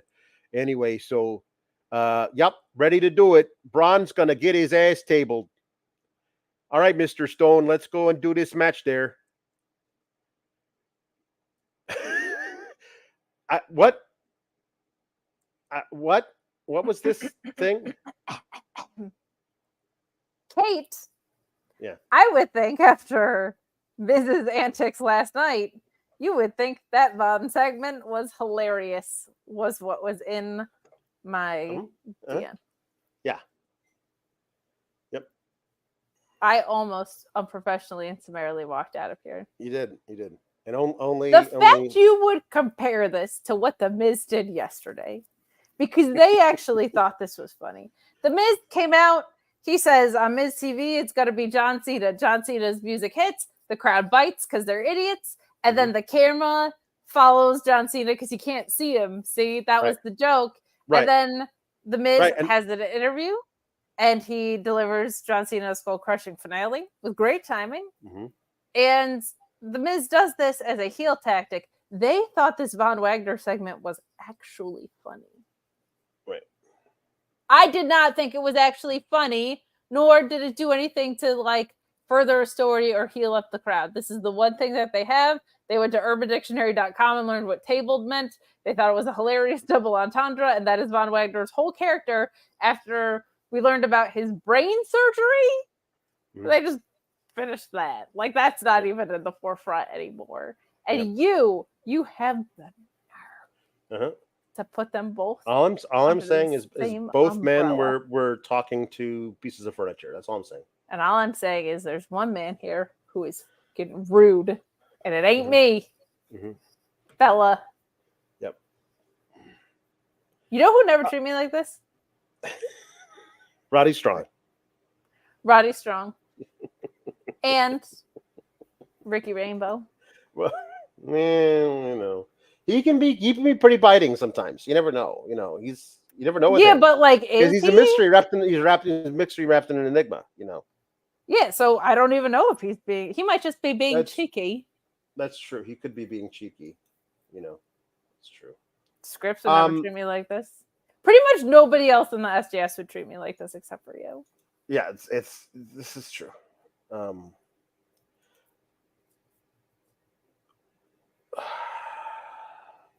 I still can't believe you pulled out a Barry Horowitz reference, but go on. You take the good with the bad, okay? You take the good with the bad with me. You know what I mean? The good with the cruel. Yeah, I know, exactly. Got the cruel. So, Von Wagner has a match with Bron Breakker with who cares? Who cares? Get to the end. with Baron Corbin on commentary. This is, but by the way, also Bron Breakker. He's going to go to India with the big show that's going on in India. Well, they've announced that he will have the large program that's going on in India. He will have a match there. I haven't announced who he's going to face, but it does appear that they are teeing him up for a move to the main roster. Okay. Von Wagner is the babyface here for some reason. And they believe that everybody loves this guy because when he was a child, he had a thing wrong with his skull, and they had to have surgery for it. Okay, it's very affecting. Weeks of our life. Weeks and weeks and months. They first did this thing of they first started this. Von, you have to open up to me. Show me the real Von Wagner. They started that in January. That is how long we have been doing this. So finally now, he's a babyface. Everyone loves him. He tables people. And and Bron is moving to the main roster. So Bron obviously loses this. He puts over Von Wagner on his way out. Like, he's going to the main roster. They're taking him to India. They're tuning him up to go to the main roster and do some stuff. He puts over Von Wagner on the way out. And a match that he was guaranteed to win as the sympathetic babyface going after a guy who's a big old heel and very, very mean to him. He loses anyway because he gets speared once. He lost the match anyway. And then after the match, Bron kept beating him up. If you're going to have Bron beat him up, have Von beat Bron, and then Bron gets his heat back with a very impactful beatdown.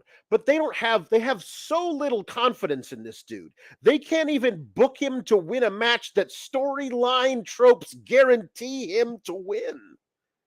Go back to the very first episode of NXT 2.0 when they put him in that fatal four-way for the title. But earlier in the night, they had Bron have an impromptu match with LA Knight. Yeah, and he beat him. And then LA Knight was later in the same night in that fatal four-way for the title match. And Von was in it, and Von was terrible in it. And like 3 weeks later, Bron was obviously the guy they were going to put the title on. And since then, they've been like, there's been this parallel storyline of like Bron being the guy. He was champion twice for forever. And Von being the stop-start. Maybe he likes to throw little guys into the crowd. Maybe he doesn't. We're not really sure. He's got a manager who only manages losers. And also now we got this story about him when he was a kid, had a thing wrong with his head. And finally, it comes down to the most obvious, way to finally put him over, and they can't bring themselves to do it. So much so that they have Bron at the end of the night, after beating him, decide he's got to beat him up some more, and hits him with a chair, puts his head on one half of the steps, raises the other half of the steps, and brings it down on his head. Just as it goes to black, and you hear Vic go, "You son of a bitch!" He was actually yelling that at Booker T because he's so bad, but that's true.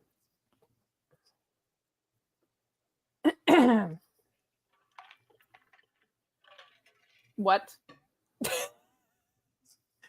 What true. on earth happened here? So, okay, I've accepted that Von Wagner is bad at this. Okay, they fed him Kyle O'Reilly in his mask. I was last match, yeah.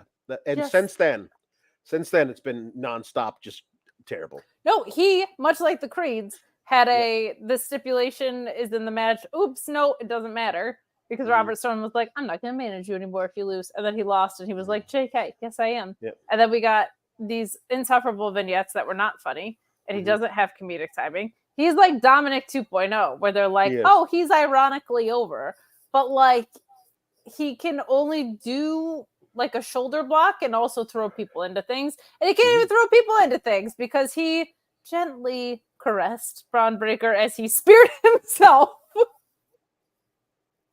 through the fucking set. Yes, he did. Oh my goodness, this guy just is not good at this. He was able to table Braun, but Braun won anyway. But like, that's what, are we now in a Von Wagner era where wins and losses don't matter? It just matters if he can table someone. That might be the best. That might be his ceiling. That might be like the best we can do with him, at least right now. Wow. But to your point, really feels like Braun is getting called up unless they're baby facing Baron Corbin. And he's gonna put Corbin up on the way out. No, I don't know how. I don't know. I mean, they cut to black and had everyone react as though he had murdered him with. He got carried out on the stretcher, Alex. Did he? I didn't see the Alexander video. Stanley.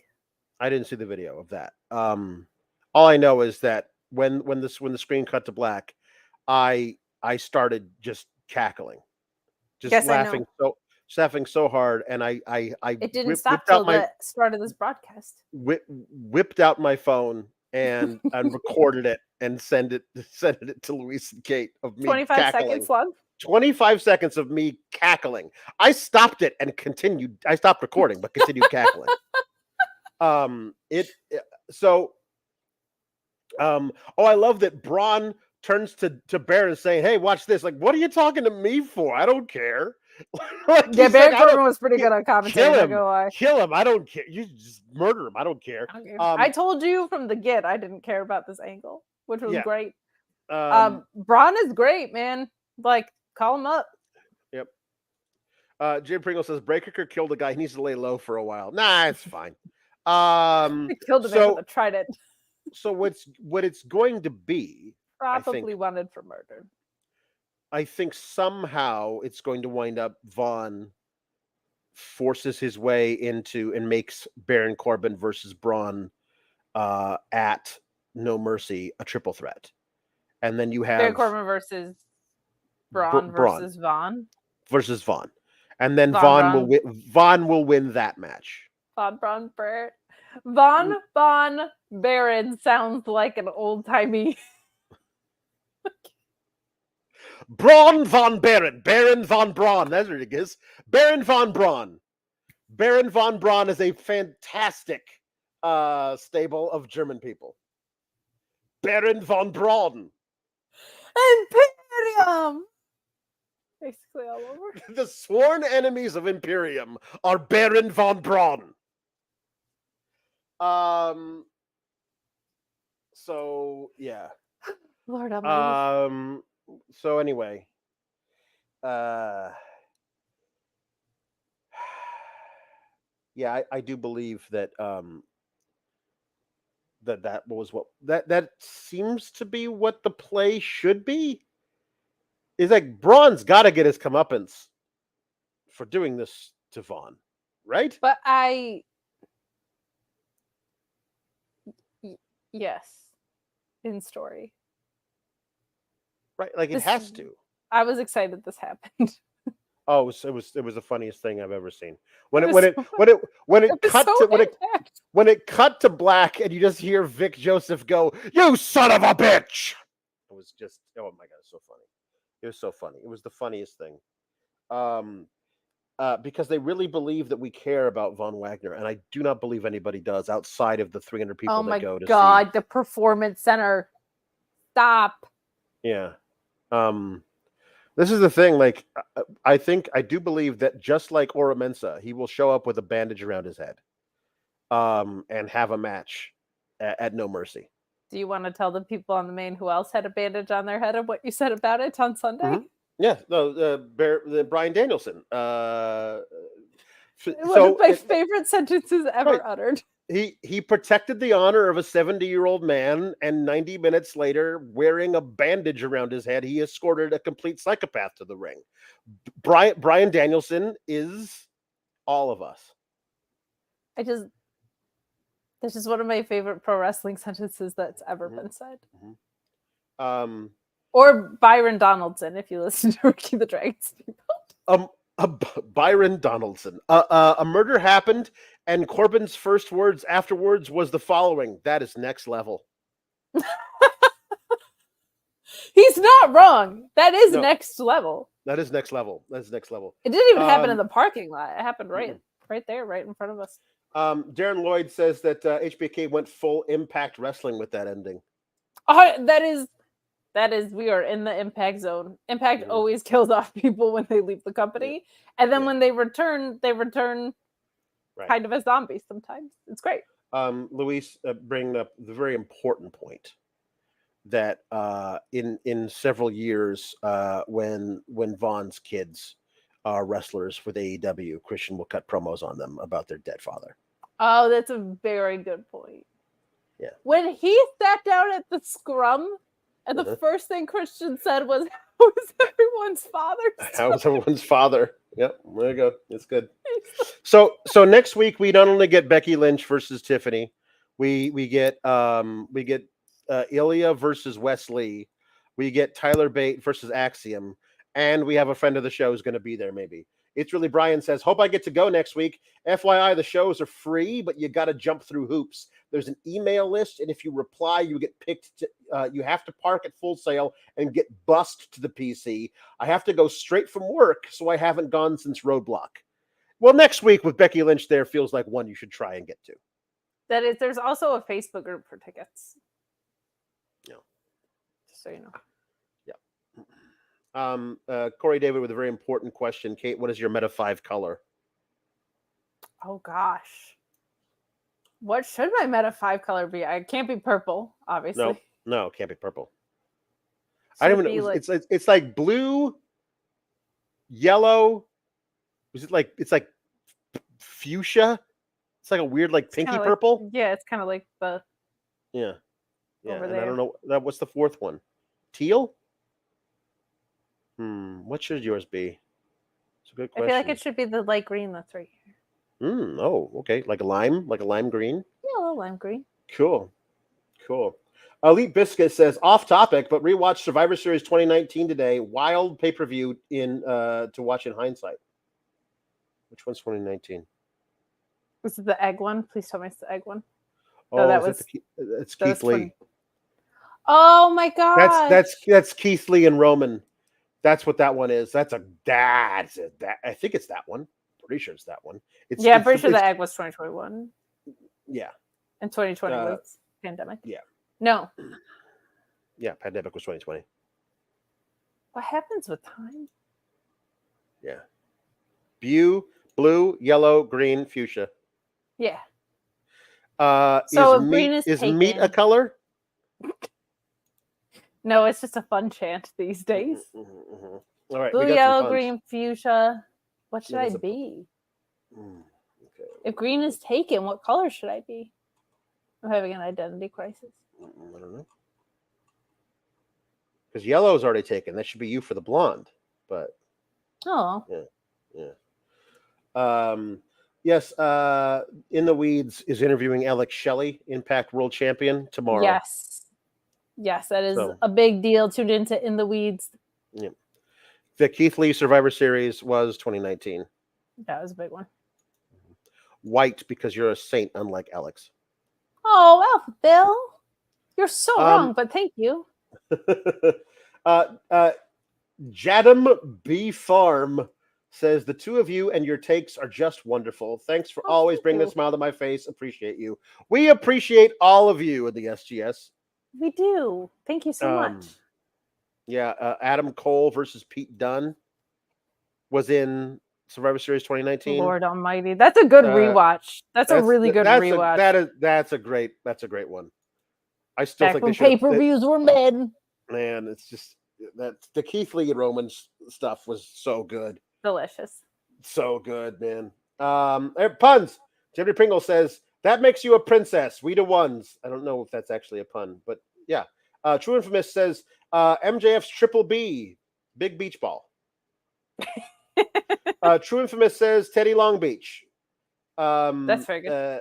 We got one here that says Mr. Showtime, I think, says Jeff Jarrett's finisher is the heat stroke.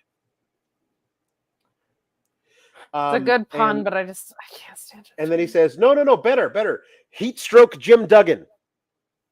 not Hacksaw, but heat stroke. That's pretty good. True Infamous says Adam Cole's signature move, Panama City Beach Sunrise. Meek Norma says CM Punk is the lost shaker of salt. He's very salty. The shaker. That's so fun. Wasting away again in NXT Deville. Looking for my lost shaker of salt. Some people claim that there's a horrible booking kid to blame. And we know it's his own damn fault. Yes.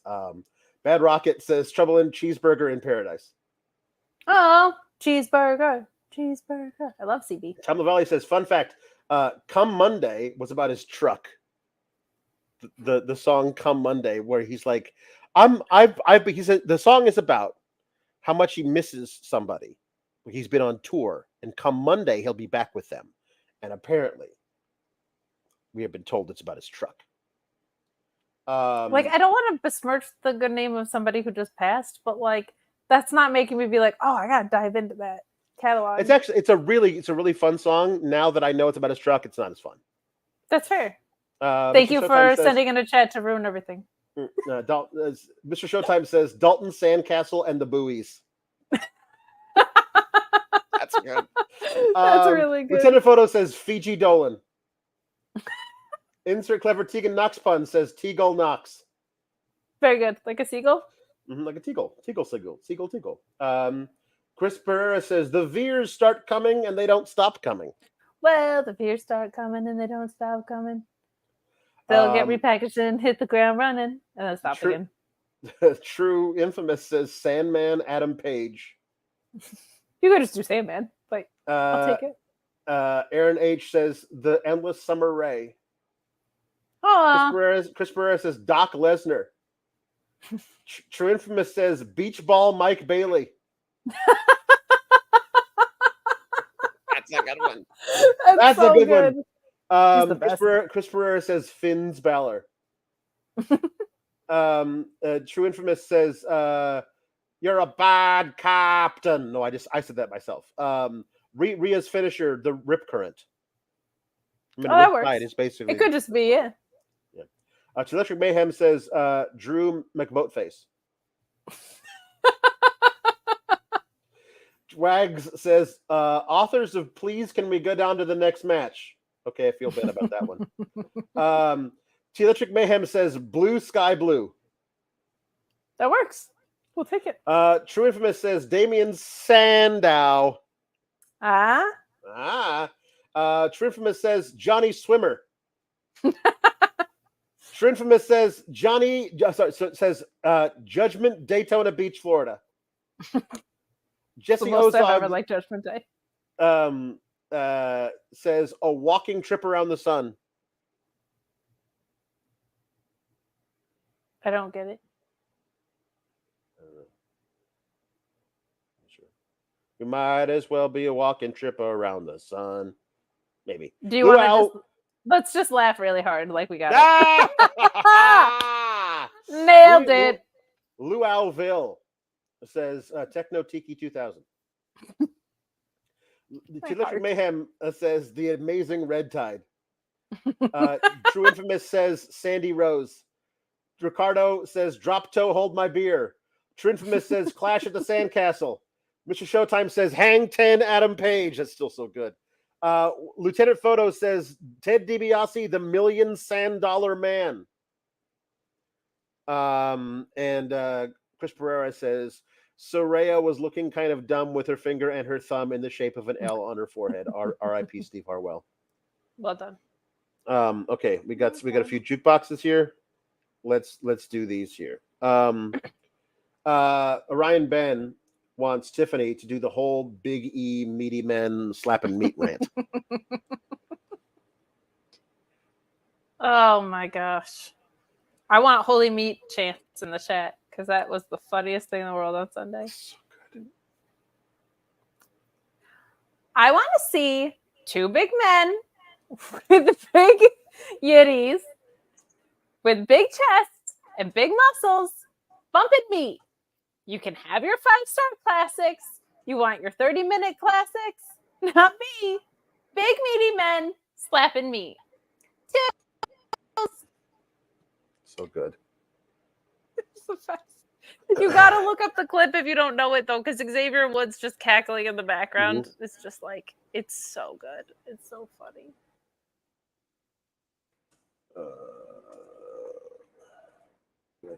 Did it even exist online? Does what? Somebody wants CO wants somebody to do the opening theme to Taming the T-Rex, but it's hard to even figure out which song that is. They never released it anywhere. The lyrics do not exist online. So instead, we're gonna do Dominic singing the opening theme to Taming the T-Rex is just going to be a song called Taming the T-Rex about the movie. So here we go. Dominic. I did not know that I had a Dominic impression until last night.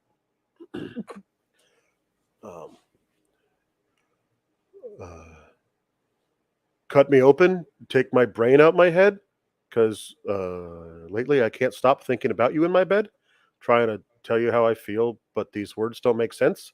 I swear my love for you is Tyrannosaurus. Cut me open, take my brain out my head, because lately I can't stop thinking about you in my bed, trying to tell you how I feel, but these words don't make sense. I swear my love for you is Tyrannosaurus. Said you want to make plans? I'm trying to do more than that. Yeah, writing my name on your body like an autograph, make it last. Yeah. Hair jet black, and you know I got the heart to match, and blood and guts won't make me sick, but not holding you does. My mommy said, close to Darby. My mommy said that you could come over and hang out. We have pizza rolls. That was him talking to Jey Uso. That wasn't your best. And I would feel bad about it, but I don't feel bad because you've been mean to me all the past entire day. I did not know. I did not have a Dominic impression. I only can do what he talked to Jey Uso about last night, which is you could come and hang out with the Judgment Day. We're going to have with arms wide open. Well, Scott Stapp impressions we could do all year if we needed. Yeah. There are no Ricky Rainbow chats. Oh, no. I know. It's really sad. Apparently, I'm going to have to do my own thing. We're going to have to do Ricky Rainbow singing Margaritaville. There we go. Wrestling with Moves says All-Star, but Nathan Frazier.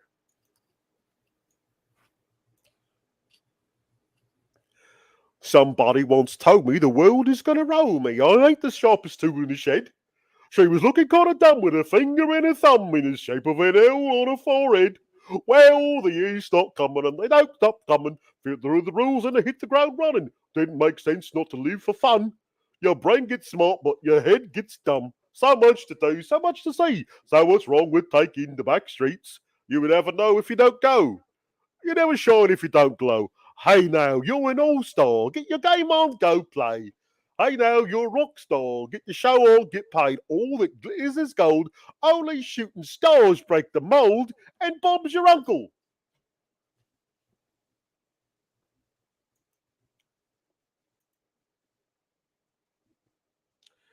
We'll have to answer this question later. All right, here we go. Here we go. Louie, you don't have to send in chats. God bless you. You guys are great. Okay. Aaron, there's multiple ones. Yeah, there we go. That's good. Wonderful. Okay.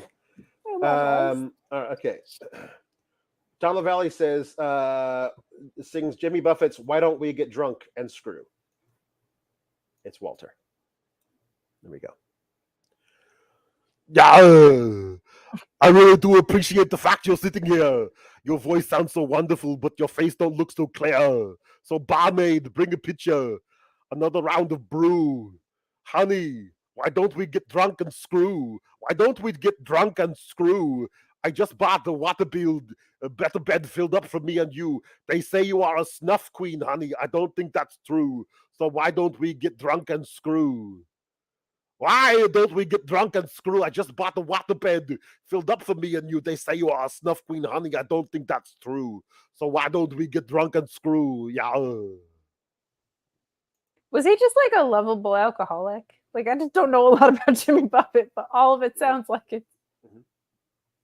All right. So Regal doing Cheeseburger in Paradise from Meat Enormous. Meat. Recognize meat. Well played. Tried to amend my carnivorous habits. Made it nearly 70 days. Losing weight without speed, eating sunflower seeds, drinking lots of carrot juice and soaking up rays. But at night I'd have these wonderful dreams, some kind of sensuous treat, not zucchini, fettuccine, or bulgur wheat, but a beam warm bun and a huge hunk of meat. Cheeseburger in paradise. Heaven on earth with an onion slice. Not too particular, not too precise. I'm just a cheeseburger in paradise. But paradise isn't real without you, man in the mask. I miss you. You scrummy little cheeseburger, I would eat you up. with mustard and ketchup. Did you do that because I'm vegan now? Thanks a lot. I did. Rude. I did. Okay. And Aaron H wants Von Wagner singing "Push" from Matchbox 20. Because you're Knuff. I am. She said, I don't know if I've ever been good enough. I'm a little bit rusty, and I think my head is caving in, and I don't know if I've ever been loved there by a hand that's touched me. Well, I feel something's going to give, and I'm a little bit angry. Well, this ain't over. No, not here. Not while I still need you around. You don't owe me. We might change. We just might feel good. I want to push you around. I will. I'll table you. I want to push you around. I will. I want to take you for granted. I want to take you for granted. I will table you. I'm going to get your ass tabled there. Come Tuesday. That's Von's Malachi Black. It is. You got to do it that way. You have to.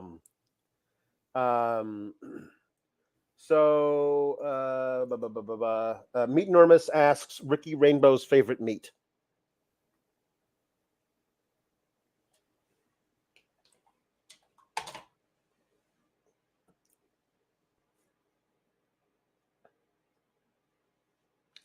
He's becoming the man.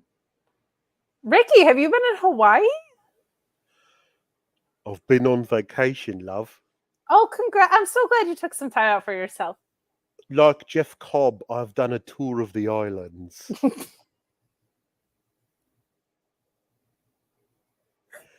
one of my favorite finishers. And I'm so very happy. my favorite meat is pork.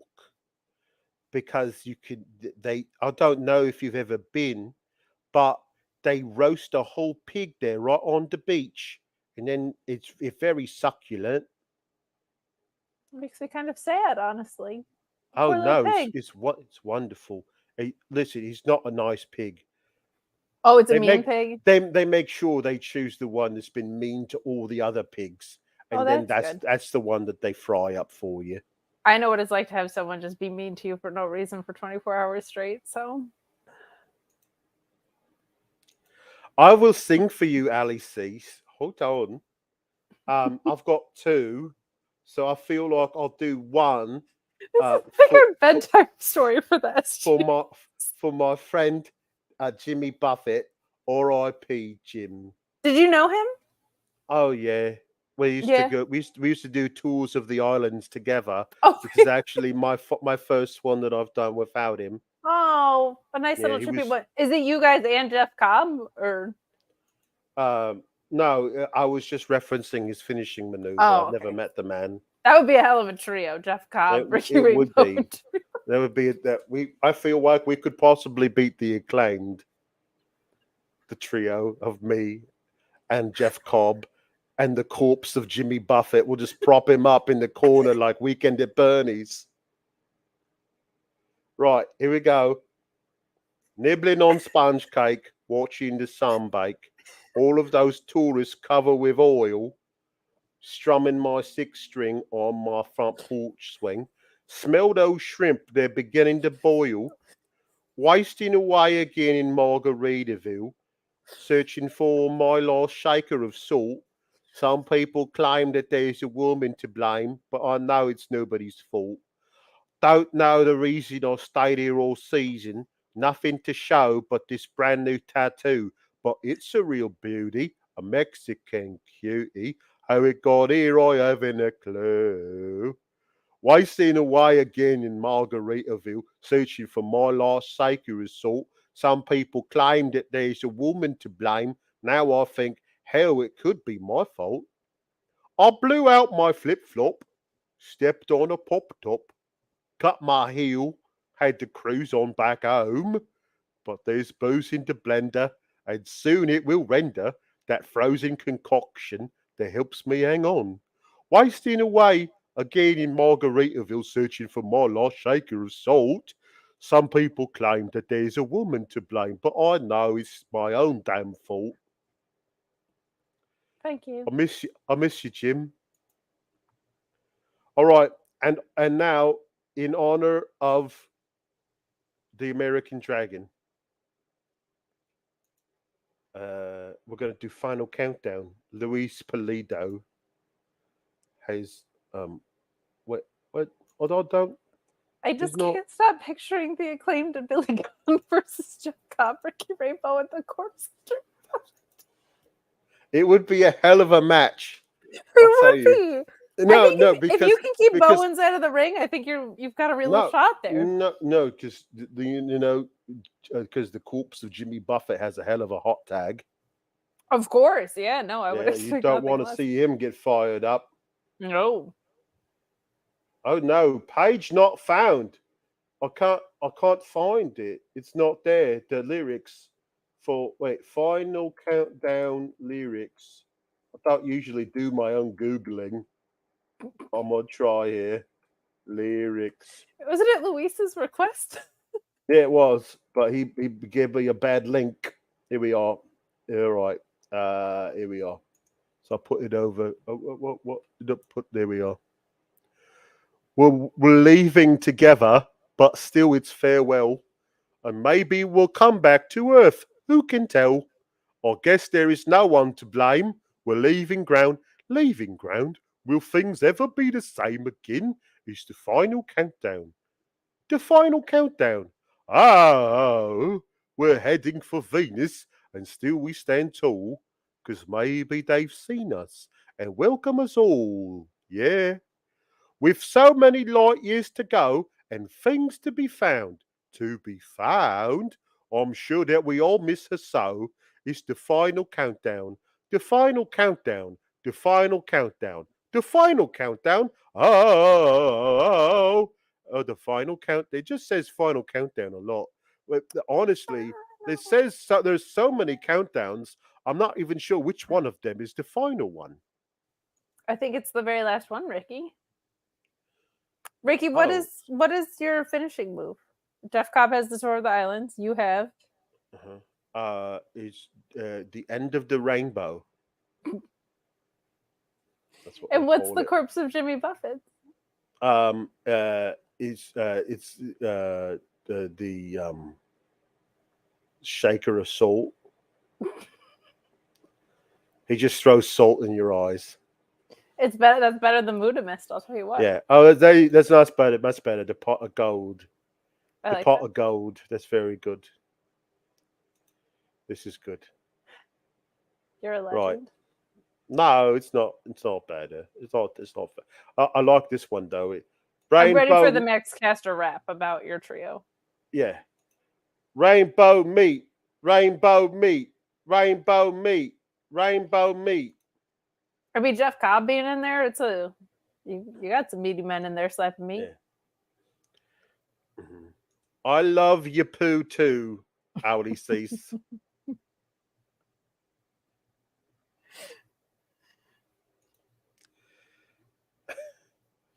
Love you, poo. Keep cool, gabagoos. Bye. Bye, Thank toodles. you.